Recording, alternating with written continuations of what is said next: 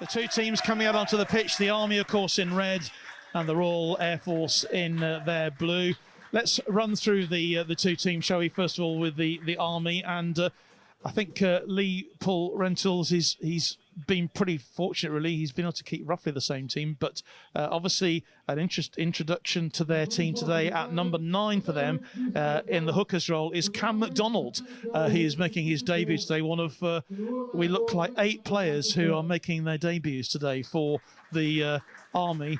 But Cam McDonald, that's a very interesting choice, obviously alongside his brother Mikey, who is captaining the Army team for the very first time. And so we've got that team, the Army there, as you can see. There's plenty of experience there in that side, despite the fact you've got some debutants. Turning to the RAF, they're just being introduced at the moment to the VIPs who are here today to welcome them, the 2 chairs of the respective rugby leagues.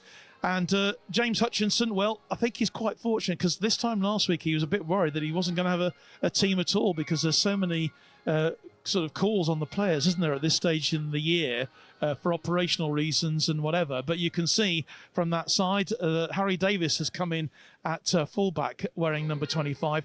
That, of course, I suppose is a big blow to lose Kieran, who would have been playing last week, but he can't make it this week.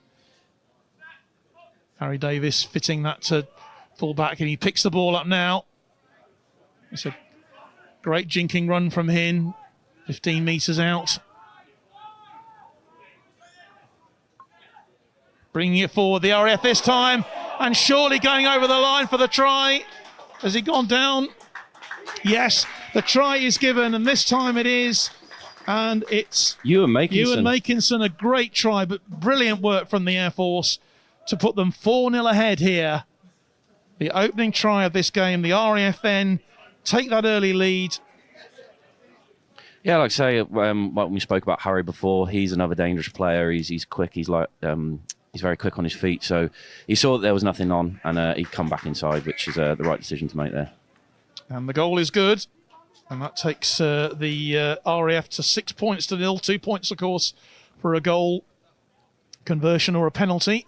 1 point for a drop goal in rugby league, and 4 points for the try. So the conversion there. Yeah, the Army winger there took it well. It just couldn't break through the line. And here we go once more. That's a lovely dive for the line, and that is going to be another try for the Air Force. And it certainly is another try for the Air Force. And that is Luke Broadbent, I think, who's gone over this time. Yeah, Luke Broadbent this time. He's actually got his try. I don't think they're going to take this one off him. Picked up by McDonald. And here's the other McDonald, the captain. Chance then for the Army here. And that's a lovely work around the outside. And he's going to score.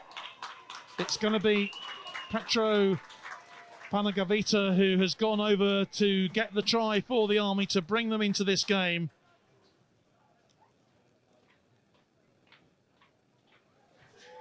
Which he does very successfully.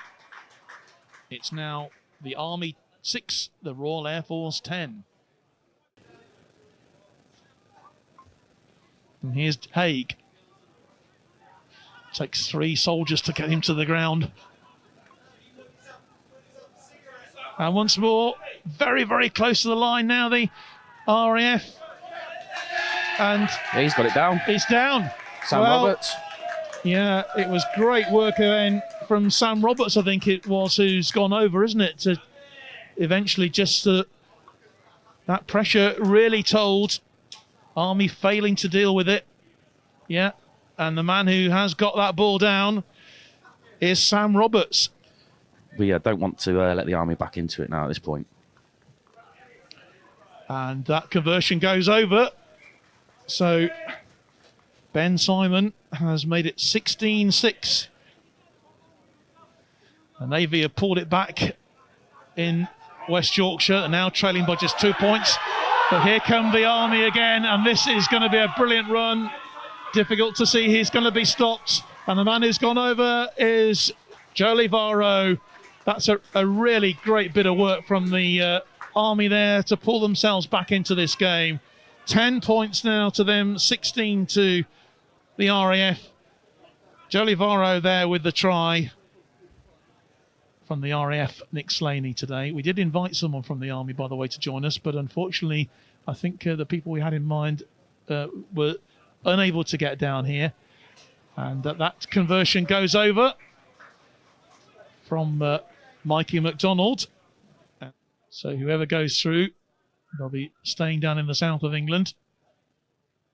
But here come the Army again, and this is an extraordinary run.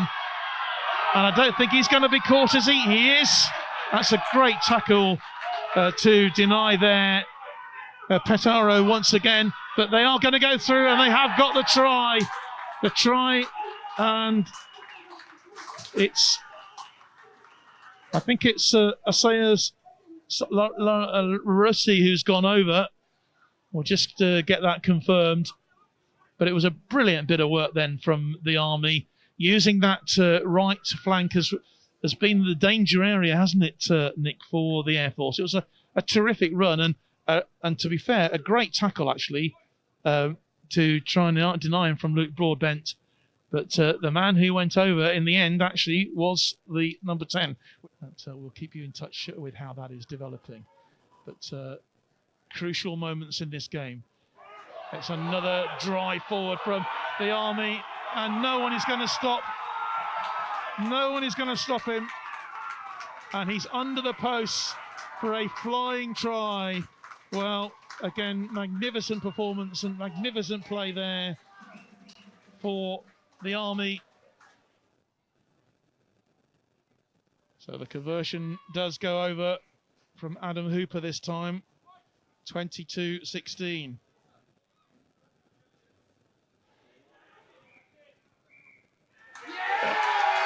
And that is the final whistle.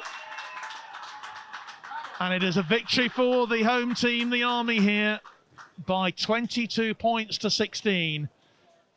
It's been a terrific game, as we say. Both the coaches shaking hands with each other now. Okay, so I'm joined by a very happy Army captain, Mikey McDonald. Mikey, what a comeback. People are going to be remembering that for years, I think.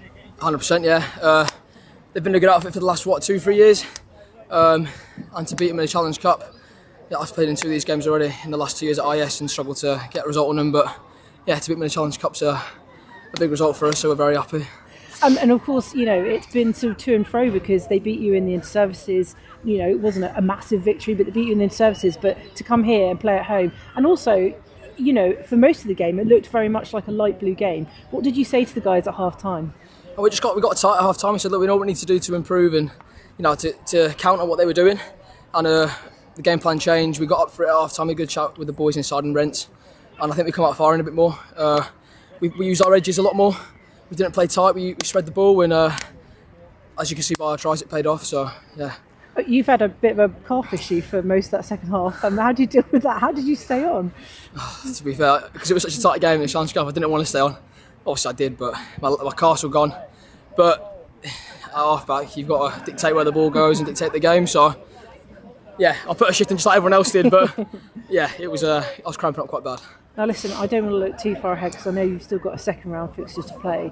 But how much of a carrot is that potential third round with against Leeds Rhinos? I don't know if you knew that, but that's a potential third round fixture for you guys. Yeah, of course. That'll be, I think we get a home fixture as well. Mm-hmm. Obviously, we'd like to play at Headingley, but if we can get a home fixture and have Leeds Rhinos come to Aldershot, be quite historical for you. It'll be the best we've ever done. As to have a team from the Super League come to Aldershot would be amazing. Yeah, so we'll see what happens. Well, look, Mikey, the Fijians are in full swing over there, so go and celebrate with your boys. Yeah, thank you very much. Cheers. Thank you. Cheers.